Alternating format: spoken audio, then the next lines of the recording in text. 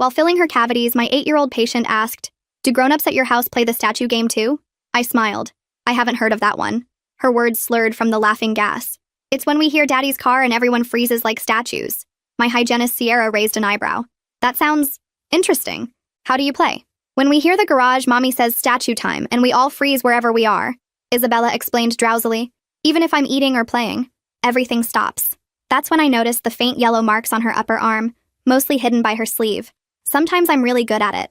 Last week I held my spoon in the air for 20 whole minutes. She seemed proud. Mommy said I was the best statue ever. 20 minutes is a long time, I said, gently adjusting her sleeve to see better. Fingerprint bruises. Old ones.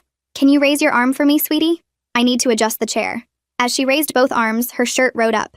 Linear marks crossed her lower back, some scarred, some fresh. What happens if someone moves during statue time? I kept working, acting like I was just doing my job. That's losing. Daddy doesn't like when we lose. I excused myself to get a different tool, stepping to my computer to pull up our mandatory reporting protocols. When I returned, I asked casually, "And if you win the statue game?" If we're all good statues, Daddy walks through and goes to his room. Then we can breathe normal again. Sometimes he even says good job, and we get to eat dinner. You get to eat dinner? Only if we win. Losers don't deserve dinner. But Mommy sneaks me crackers later. I made a show of checking Isabella's chart while secretly measuring the bruise patterns with my pen light. 3.2 centimeter spread on the grip marks. Adult male hand size. Isabella, what other games does your family play? I asked, motioning my hygienist to discreetly check on the father. The listening game, where he asks questions and we have to answer exactly right. I pulled out my light. Open wide again. What kind of questions? Like, who's the most important person in this house? The answer is always Daddy. The light revealed slight scarring on her inner cheek, likely from biting during stress. What happens when someone gets the answer wrong? Sometimes no breakfast, or lunch. My tummy hurts so bad, but crying makes it worse. My least favorite one is the quiet room. I set down my tools. Tell me about this quiet room while I set up this x-ray. I positioned the lead apron, noting how she winced when I touched her shoulders. It's the closet under the stairs. No light. We stay until we're sorry enough. I count to know how long I lasted. My record is 10,000 seconds. What's yours? The excitement in her voice broke my heart. That was over 2.5 hours. That's a lot of counting. Sierra returned, mouthing, "Her dad's asking how much longer you'll be." Mommy went in there last week, Isabella continued. She had to fold up real small 'cause she's bigger. Daddy said she forgot who pays the bills. Sometimes I hear her crying in there, but I can't help or I go in too. We learned that rule the hard way. I took the x-rays, handed her some stickers and said, "I need to develop these. Sierra will stay with you." In the hallway, I called CPS from my cell. Active abuse case. Child has physical marks. Describes systematic torture disguised as games. Father is in waiting room. Returning, I pretended to review her chart. "Isabella, has anyone else seen you play these games?" "No, silly. It's a family secret. Daddy says other people wouldn't understand our special rules." I gently examined her neck, finding more old bruises hidden by her hair. "Does your teacher know about the statue game?" "No, we're really good at keeping secrets. Paul's getting good too. He hasn't cried in the quiet room for 3 weeks. He's only 6. The neighbors called the police once about the screaming. Now he just hits his head against the wall, but real soft so nobody hears." I heard footsteps. Her father appeared in the doorway. "How much longer?" "Just finishing up," I said calmly, my body blocking his view of Isabella. "Maybe 10 more minutes." He grunted and left. I turned back to Isabella, who was now completely rigid with a faraway look in her eye. I almost moved when he came in. I almost lost. I finished quickly as 2 officers arrived through our back entrance. Sierra had called them while I was documenting. "You did amazing today, Isabella," I said, removing her bib. "The best patient ever. Better than being a statue? So much better." I stepped into the hall where the officers waited with a CPS worker. I told her everything. The bruises, mouth scarring, games, the brother. Through the door window, I watched Isabella swinging her feet, finally relaxed. She didn't know it yet, but soon she'd never have to play statue again. Jasmine Matthews pushed past me into the treatment room and knelt down next to Isabella's chair, her badge clipped to her belt catching the fluorescent light. Isabella's eyes tracked from the badge to Jasmine's face, then back to me, her legs still swinging but slower now. Jasmine smiled and told Isabella she worked with kids and families, that she had a really cool playroom at her office with toys and art supplies. Isabella asked if there were crayons because she loved purple ones the best. Sierra's fingers suddenly dug into my arm and she pulled me toward the doorway, whispering that Isabella's father had just stood up from his chair in the waiting room and was pacing back and forth near the reception desk. Through the small window in the door, I could see him checking his watch every few seconds, his jaw clenched tight. Detective Suarez must have noticed our body language because he moved casually from his position near the back entrance to stand between the treatment area and the lobby, his hand resting on his hip near his radio. Jasmine was asking Isabella if she'd like to come see the playroom while the grown-ups talked about boring paperwork stuff that kids didn't need to worry about. Isabella nodded, still drowsy from the sedation, and started to slide off the dental chair. I reached out to steady her, my hands shaking as I helped her feet find the floor. She wobbled slightly and grabbed my scrub pants for balance. Sierra handed Isabella her backpack while Jasmine stood up and held out her hand. Isabella took it without hesitation, probably because Jasmine had that same calm energy good teachers have. We started walking toward the back exit, Isabella between Jasmine and me, when the shouting erupted from the lobby. Her father's voice boomed through the clinic demanding to know where his daughter was, why she wasn't done yet, that he had places to be. Isabella froze instantly, that same rigid posture I'd seen earlier when he appeared in the doorway. Detective Suarez and his partner moved fast, their footsteps heavy as they headed toward the lobby while Jasmine scooped Isabella up and hurried toward the back door. I held it open as we rushed into the parking lot, Isabella's arms tight around Jasmine's neck. Through the back window of the clinic, I watched the two officers trying to calm Isabella's father down, but he was pushing against them, his face red and twisted with rage. His partner had his hands up in a calming gesture while Detective Suarez stood firm, blocking the hallway. Isabella turned her head at the noise and asked why Daddy sounded so mad. Jasmine shifted Isabella to her hip and said sometimes grown-ups needed timeouts too when they got too upset, just like kids did. Isabella nodded like this made perfect sense, which made my stomach turn because it probably did in her world. Jasmine's car had a booster seat already installed in the back, and she buckled Isabella in while I stood there feeling useless, watching the clinic door for any sign the father might break free. Isabella waved at me through the window as they pulled away, and I waved back, trying to smile even though my face felt frozen. Back inside, I walked straight to my office and closed the door, pulling out a legal pad and starting to write down everything Isabella had said during the appointment. My hand cramped from gripping the pen so hard, but I needed every detail documented perfectly. The statue game with the 20-minute spoon hold, the quiet room where she counted to 10,000, the listening game with its trick questions, Paul hitting his head softly against the wall so the neighbors wouldn't hear. I wrote about the bruise measurements, the 2-centimeter spread that matched an adult male grip, the linear marks on her back, the scarring in her mouth from stress biting. Sierra knocked and came in without waiting for an answer, setting a cup of coffee on my desk. She sat in the patient chair across from me and watched me write for a few minutes before pulling out her phone. She showed me the screen where a voice recording app displayed a timeline of our entire appointment with Isabella. She'd started recording the moment Isabella mentioned the statue game, capturing everything on her phone that she'd kept in her scrub pocket. We both knew recording a patient without consent could get us in serious trouble, but neither of us cared about that right now. The evidence was more important than any professional consequences we might face.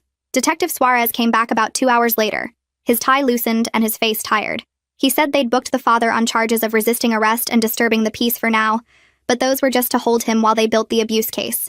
He needed copies of everything I had, including my notes, the x-rays showing Isabella's teeth, and inadvertently capturing images of her facial structure, and the photos I'd taken of the bruises under the pretense of documenting her dental condition. He mentioned that another CPS worker was picking up Paul from his elementary school right at that moment, that they'd coordinated the timing so both children would be safe before the father could potentially make bail. I handed him everything I'd prepared, including Sierra's phone with the recording, though he said he'd have to check with the prosecutor about whether that could be used. That evening I sat at my kitchen table staring at the plate of pasta my partner had made, but I couldn't make myself eat it. Every time I tried to take a bite, I kept thinking about Isabella counting to 10,000 in that dark closet, about her mother folded up small in the same space, about 6-year-old Paul learning not to cry anymore. My partner found me 20 minutes later sitting on the bathroom floor sobbing into a towel I'd pressed against my face to muffle the sound. They didn't say anything, just sat down next to me and pulled me against their chest, rubbing my back while I cried about children who thought torture was just a game their family played. I couldn't sleep that night, jumping at every car that drove past our house, convinced each one was Isabella's father coming to find me. The arrest records were public, and it wouldn't take much to figure out which dental clinic had called CPS that day. By 3 in the morning, I gave up trying to sleep and opened my laptop to research what happened next in CPS cases, reading about emergency custody hearings and foster placement protocols and criminal prosecution timelines, until my eyes burned from staring at the screen. The sun was coming up when my phone rang, and Katarzina's name showed on the screen. She wanted me at the clinic early to talk about security before we opened. I drove there on autopilot, my eyes heavy from no sleep. The parking lot was empty except for her car. She had coffee waiting in her office and pushed a cup into my hands before sitting down. She'd already called a security company, and they were sending someone to watch our lobby starting today. She showed me the new panic buttons she'd ordered for every treatment room. We went over evacuation routes, and she gave me a key card for the back entrance that only senior staff would have. The security guard arrived while we were talking, a big guy named Arjun who used to be a cop. Katarzina walked him through the clinic layout while I tried to act normal for our first patients. Around noon, Detective Suarez called my cell.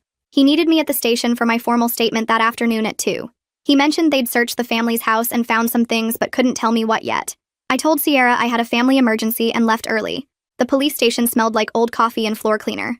Detective Suarez met me in the lobby and led me to a small room with a camera mounted in the corner. For 3 hours, I went through everything Isabella had said, every bruise I'd seen, every detail I could remember. He asked the same questions different ways, making sure my story stayed the same.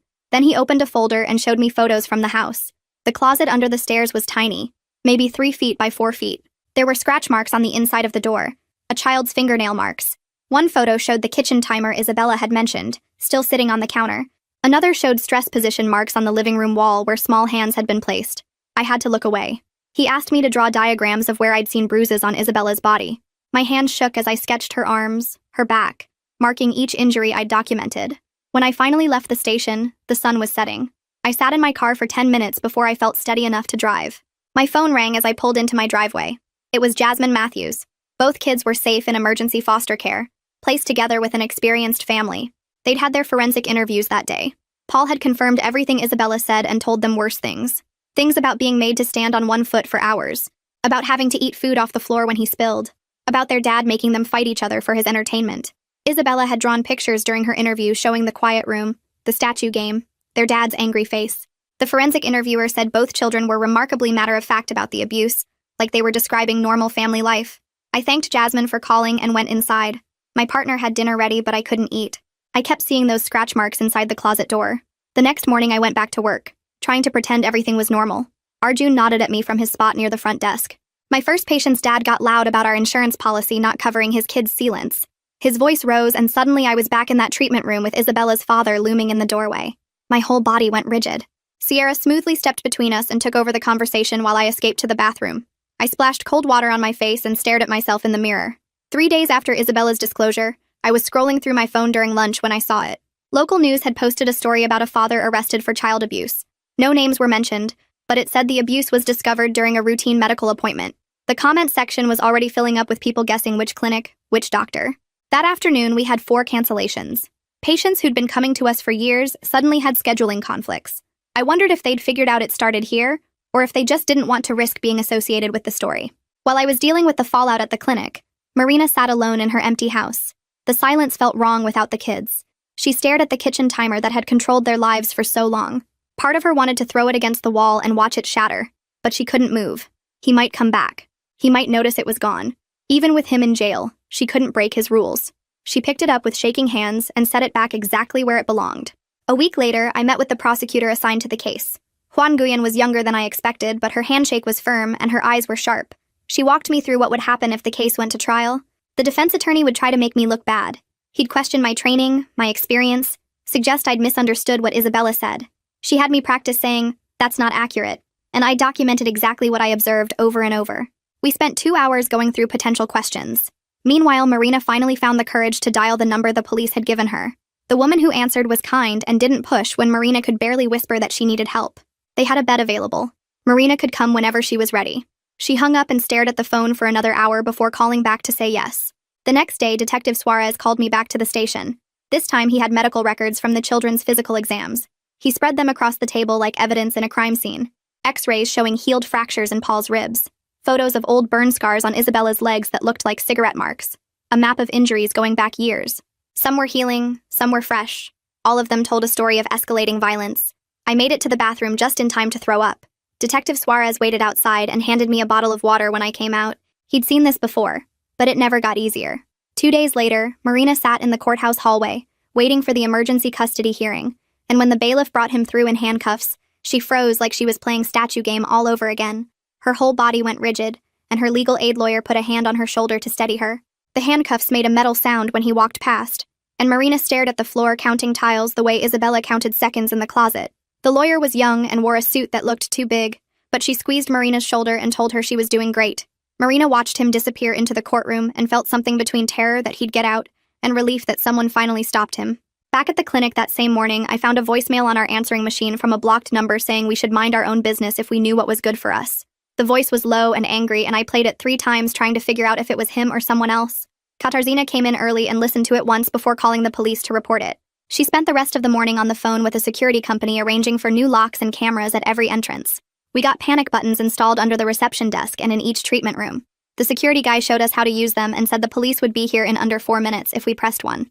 That afternoon, Marina sat with an intake worker at the women's shelter trying to explain how the games started. She told the woman how at first she just wanted to keep him calm after bad days at work. The statue game started as a way to give him space to cool down when he got home angry. Then it became a rule, and then the rule became everything. The intake worker didn't look shocked or disgusted like Marina expected. She just nodded and said she'd heard similar stories from other women. She said the games always start small and grow into something else. Marina cried when the woman said it wasn't her fault, even though she enforced the rules. The next day, I sat at my desk with Isabella's dental records spread out, creating detailed diagrams for the prosecutor. I used my medical training to mark each bruise and scar with dates based on the healing patterns. The grip marks on her arm were about 3 weeks old based on the yellow coloring. The scars on her back went back months or maybe years. Each mark told its own story about when things got bad and when they got worse. I measured everything with a ruler and wrote down the exact size and location of every injury. Meanwhile, Marina met with Jasmine Matthews, who had more questions about the games. Marina's hands shook as she admitted she made the children stand in stress positions when he wasn't home. She showed Jasmine how she made them hold their arms straight out for 10 minutes if they talked back. She demonstrated the wall sit position they had to hold if they didn't clean their rooms fast enough. The shame felt like drowning, and Marina had to stop talking several times to catch her breath. Jasmine wrote everything down without judgment, and reminded Marina that she was a victim too. The next morning, Detective Suarez called me back to the station with new information. He spread out photocopies of a journal they found hidden in the father's home office. The pages were covered in neat handwriting, documenting every punishment like a science experiment. He wrote down the date and time and what the child did wrong and exactly how long they stayed in the closet. He rated their crying on a scale of 1 to 10 and made notes about which punishments worked best. One entry described making Paul stand on 1 foot for an hour because he spilled juice. Another detailed putting Isabella in the closet for 4 hours because she laughed too loud.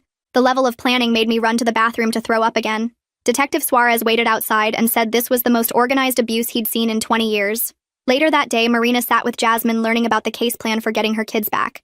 There would be parenting classes twice a week, and individual therapy and group therapy and supervised visits at first. Marina would have to complete a psychological evaluation and submit to random home visits and drug tests, even though she'd never used drugs. The list seemed impossible, but Jasmine said hundreds of parents completed these programs every year. She said if Marina did everything right, she could have unsupervised visits in 6 months and maybe get them back in a year. Marina wrote down every requirement and promised to start immediately. 3 days later, Detective Suarez called with bad news that made my stomach drop. The father had made bail with an ankle monitor and a no-contact order for Marina and the kids. The judge set bail at $50,000, and his brother paid it that morning. He had to stay 500 feet away from the family and check in with a probation officer every week. I started checking my rearview mirror constantly on the drive home and took different routes every day. I parked in different spots at the clinic and made Sierra walk me to my car after dark. That night, Marina was washing dishes at the shelter when her phone rang from a blocked number. She answered and heard breathing on the other end for 30 seconds before the line went dead. She knew it was him, even though he didn't say anything. She saved the call log and wrote down the exact time in a notebook the shelter gave her for documenting violations. The breathing sounded angry, and she knew he'd call again. The next week, Juan Guyan met with me to practice for trial testimony in case he didn't take a plea deal. She warned me his lawyer Logan Hood would try to make me look bad on the stand. We spent 3 hours practicing with her playing the defense attorney, asking trick questions. She taught me to pause before answering and to say that's not accurate when he twisted my words. She made me practice saying it over and over until it sounded natural. Marina told me later that she spent those same days filling out job applications at the library computer, her hands shaking as she typed. She couldn't list her husband as a reference and had no work history for 8 years. The gap looked suspicious on every application. She walked into grocery stores and fast food places with printed resumes, watching managers glance at the blank employment section and shake their heads. One manager at Target actually asked what she'd been doing all those years. Marina just said taking care of family and watched his face close off. She applied to 23 places that first week. The shelter helped her practice interview answers, but she kept stumbling when they asked about her availability. She couldn't explain she needed flexible hours for court dates and therapy and supervised visits she didn't have yet. Finally, a grocery store manager named Carlos looked at her application and said they needed someone for overnight stocking. He didn't ask about the gap. Marina started that Sunday working 11 p.m. to 7 a.m., learning to stack cans and rotate milk while everyone else slept. Back at the clinic, one of our hygienists named Rachel came into my office crying. She said she couldn't stop thinking about Isabella in that closet. She kept having nightmares about kids trapped in small spaces. She handed me her resignation letter and apologized for leaving us short-staffed. Katarzyna and I split Rachel's patients between us while posting the job opening. We interviewed 5 candidates but kept comparing them to Rachel. The stress was getting to everyone. Even our receptionist started double-checking the locks at closing time. 3 weeks passed before Marina's first supervised visit. She sat in the CPS waiting room for 40 minutes before Jasmine brought the kids in. Paul wouldn't look at her. He stared at his shoes while Isabella ran to Marina asking when they could go home. Marina hugged them both, but Paul stayed stiff in her arms. The supervisor sat in the corner taking notes on a yellow pad. Every word Marina said got written down. Isabella kept asking about her toys and her room and when Daddy was coming back. Marina tried to explain they were staying somewhere else for a while, but Isabella didn't understand. Paul finally spoke to ask if this was Marina's fault. The supervisor wrote faster. Marina said no, Daddy made bad choices, but Paul turned away. When the hour ended, Isabella cried and Paul walked out without saying goodbye. Marina sat in her car afterwards sobbing for 20 minutes before driving back to the shelter. That same week, someone posted on a local Facebook group about a father arrested for child abuse at a dental office. They didn't name our clinic but included enough details that people figured it out. The post got shared 200 times. We started getting phone calls. Some people thanked us for saving those kids. Others accused us of destroying a family over nothing. Someone left a dead rat on our doorstep with a note calling us snitches. Katarzyna installed security cameras and started walking us to our cars. The mail got weird too. Thank you cards mixed with threats. One woman sent a 10-page letter about how CPS stole her kids 20 years ago, and we were part of the conspiracy. During Marina's next therapy session, she finally told Jasmine the whole truth. She admitted she made Isabella stand in the corner for 3 hours when she talked back. She described holding Paul's arms behind his back until he stopped crying. She explained how she enforced every rule when her husband wasn't home, because she was terrified of what he'd do if the kids misbehaved. Jasmine just kept taking notes without any expression. Marina waited for judgment, but Jasmine only asked what Marina understood now about those actions. Marina said she knew it was abuse and she participated and she was sorry, but sorry didn't fix anything. 2 days later, I was cleaning a patient's teeth when a car backfired in the parking lot. I jumped and dropped my instruments on the floor. The patient, an older man, asked if I was okay. I made up something about drinking too much coffee that morning. My hands shook as I picked up the tools. Sierra noticed and took over while I went to wash my face in the bathroom. I kept seeing the father in the doorway of the exam room. Every male voice in the waiting room made me tense up. I started parking in different spots and checking my mirrors constantly. The hypervigilance was exhausting, but I couldn't stop. Marina's lawyer filed for a restraining order at the next court date. The judge reviewed the evidence and granted it immediately. Marina could finally sleep without jumping at every sound. She told me she slept 10 hours straight that first night at the shelter. No footsteps in the hallway, no door slamming, no yelling, just quiet and safety. She woke up confused about where she was, then remembered and cried from relief. 3 days later, I was finishing paperwork when I saw a familiar car creeping past our clinic. The father was driving slowly, looking at our windows. I called 911 immediately and gave them the license plate. The dispatcher knew about the protection order and sent units right away. They caught him 2 blocks away. He was arrested for violating the order and his bail got revoked. Marina spent the next week writing letters to both kids. Her therapist helped her revise them 7 times to get the wording right. She couldn't make excuses but needed to apologize. She couldn't promise things would go back to normal, but wanted them to know she loved them. The letters sat in sealed envelopes that CPS would decide when to deliver. The preliminary hearing arrived 6 weeks after the arrest. I wore my most professional outfit and reviewed my notes 50 times. Logan Hood started his cross-examination by asking if I had any training in child psychology. I said no. He asked if I'd ever made a false report before. Hua objected, and the judge sustained it. Hood tried asking the same question 5 different ways until the judge told him to move on. Hood shuffled his papers and asked about my training in recognizing abuse patterns. I listed my continuing education courses while Marina sat in the gallery watching me. Her hands gripped the bench so tight her knuckles went white. She kept staring at me like she was seeing me for the first time. The prosecutor objected to Hood's next question about whether I'd ever misdiagnosed anything. The judge sustained it again. Hood's face got red and he slammed his folder on the table. The judge warned him about his behavior. Marina leaned forward when I described finding the bruises on Isabella's arms. Her face crumpled and she covered her mouth with both hands. A woman next to her patted her shoulder. Hood tried to make it sound like normal childhood marks, but I stayed calm and explained the specific patterns that matched adult grip marks. Marina was crying now, but trying to be quiet about it. When I finished testifying and walked past the gallery, Marina mouthed the words, "Thank you," to me. Her eyes were puffy and red. I nodded and kept walking. My legs felt like jelly, and I had to grab the railing going down the courthouse steps. Sierra was waiting in her car and jumped out when she saw me. She grabbed my arm and helped me to the passenger seat. My hands shook so bad I couldn't buckle my seatbelt.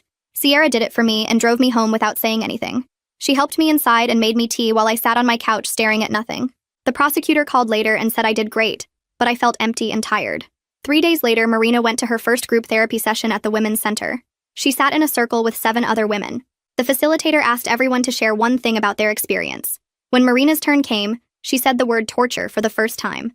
She'd never called it that before, always just said things were hard or difficult.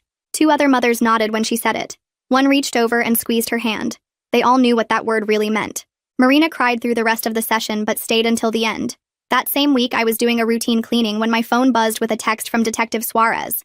I excused myself and read that the father had shown up at Paul's school trying to get information about him. The school called police immediately, and they arrested him for violating the protection order. His bail got revoked and the judge ordered him held until trial. I went back to finish the cleaning, but my hands were steady this time. Knowing he was locked up made everything feel safer. Marina heard the news from her lawyer and felt relief mixed with panic. Part of her brain still expected him to come home. She caught herself setting the table for 4 people at the shelter. She still jumped when she heard car doors slam. During her next therapy session, she admitted something she hadn't told anyone. She'd been planning to take him back. Not consciously, but she'd been saving money in a separate envelope, researching apartments near the jail, even looking up visiting hours. Her therapist didn't judge, just asked what Marina wanted to do with that information. They spent the session making a safety plan for weak moments.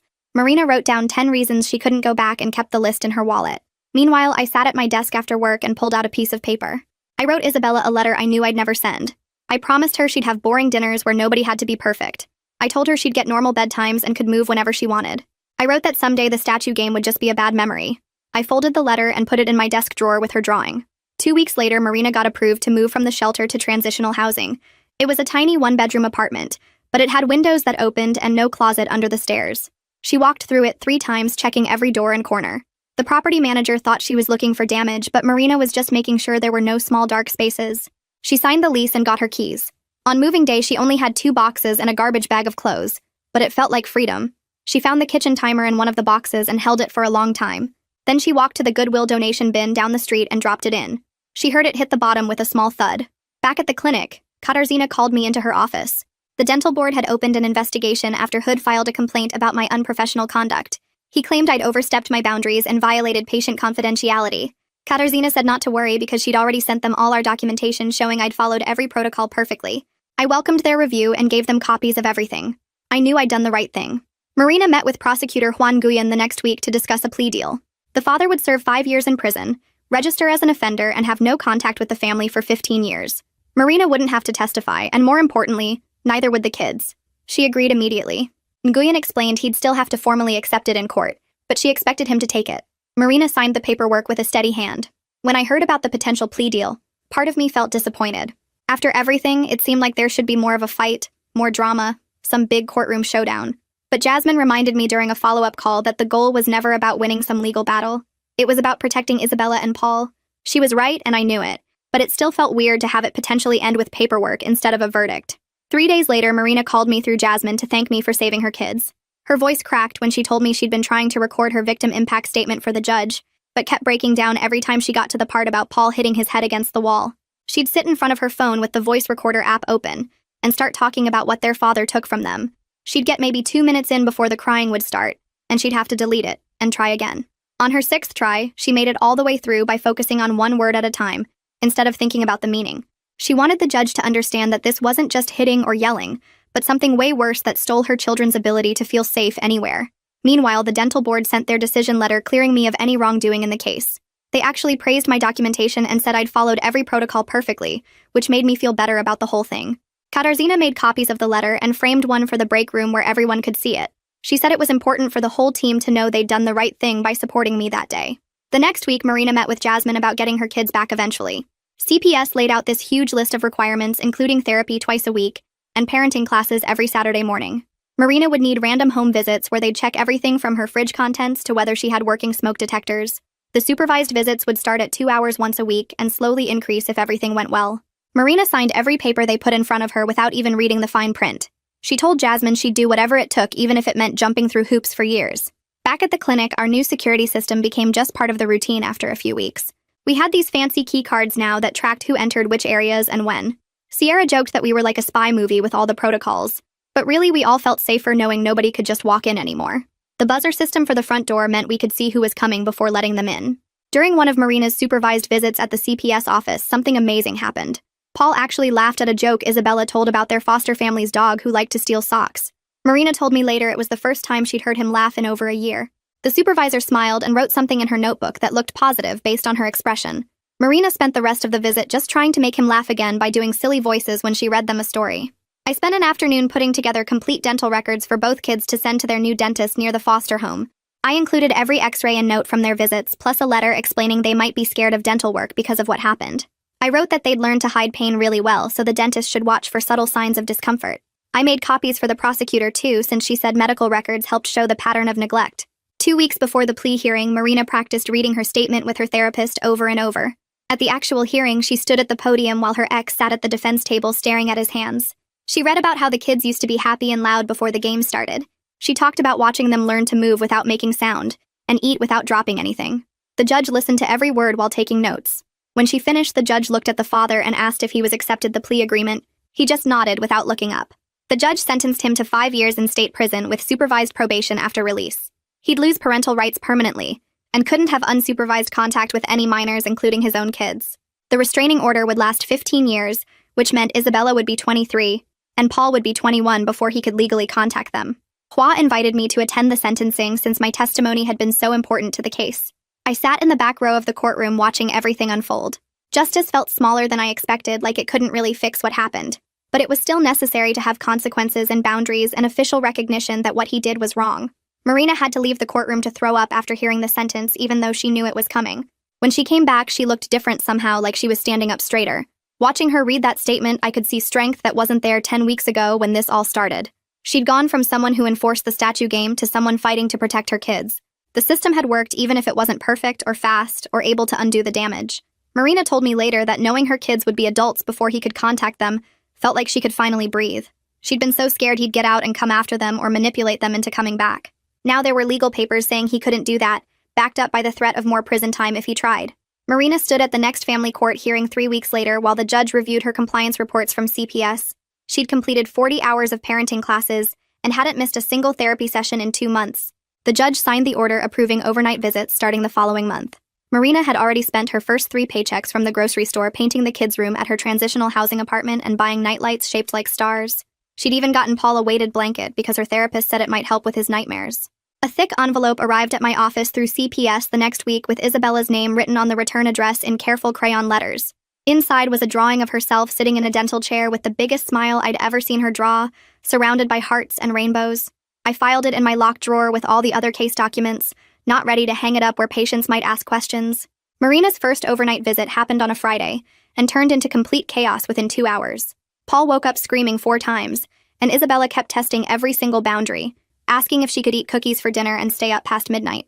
Marina made scrambled eggs at 6 in the morning while both kids sat at the table without anyone having to freeze or play any games. She told her therapist later that just eating breakfast together felt like winning the lottery. The county asked me to join a panel training other mandated reporters about recognizing abuse signs, and I spent 3 hours walking them through everything I'd documented. My voice stayed steady when I showed them the photos of Isabella's bruises and explained how kids normalize abuse through games and competitions. Nobody in that room would miss those signs again. 4 months after the arrest, Marina called my office asking if she could bring Isabella in for her regular cleaning. We scheduled it for a Tuesday afternoon, and when they walked in, Marina looked me straight in the eyes and mouthed, "Thank you," while Isabella ran ahead to the toy box. The whole appointment felt weird but good, with Marina reading magazines in the lobby like any other parent while Isabella chatted about her new teacher and the class hamster named Mr. Whiskers. I locked up the clinic after a completely normal Thursday of cleanings and fillings and realized I hadn't thought about Isabella's father in over a week. My hands didn't shake anymore when cars pulled into our parking lot, and I'd stopped checking my mirrors constantly on the drive home. The healing wasn't done, but it was happening. Marina signed a lease for a 2-bedroom apartment using money she'd saved from 4 months of grocery store night shifts. The kids would share a room with bunk beds she found at a thrift store, but the place had its own entrance and no closet under any stairs. She hung Isabella's drawings on every wall and bought Paul a reading light so he could look at picture books when he couldn't sleep. 6 months after that first appointment, Isabella sat in my chair for her routine cleaning, talking nonstop about her new school's science fair, where she'd grown beans in different types of soil. Marina sat in the lobby reading an actual magazine instead of watching the door, looking like any regular parent waiting for their kid. When Isabella opened wide without any fear or hesitation, showing healthy teeth and gums with no new injuries anywhere, I knew we'd all made it through something terrible and come out different, but okay, on the other side. Well, folks, that's all for today. Thanks for sticking around while I asked all my questions and wondered about things. If you made it to the end, drop a comment. I love reading all your comments.